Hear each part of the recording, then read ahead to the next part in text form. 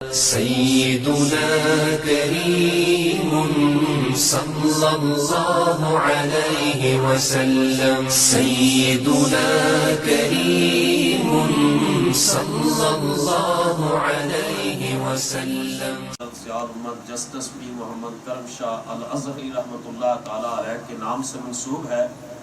وہ مرد کامل تھے جہاں انہوں نے قدم رکھا وہاں آج دین کا ادارہ موجود ہے۔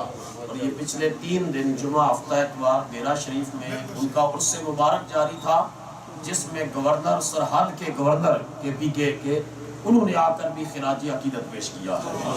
آزاد کشمیر کے وزیر اعظم نے آ کر سلام محبت پیش کیا ہے۔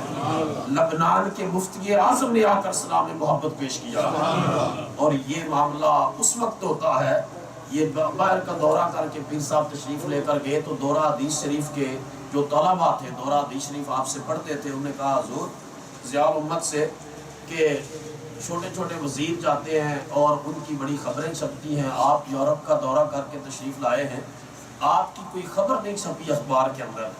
تو میں نے کتاب بھی آپ کے بارے میں لکھی، اس میں بھی یہ کوٹیشن دی۔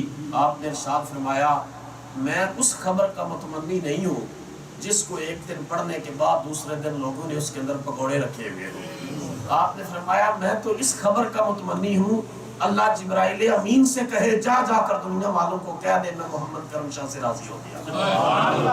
اور یقیناً آج شرق سے غرب تک حضرت ضیاء الامت رحمۃ اللہ علیہ کا فیضان اداروں کی صورت میں جاری ہے۔ اسی وجہ سے کر کے الحمدللہ ضیاء الکرم اسلامک سینٹر بھی آپ کے فیضان کا نتیجہ ہے۔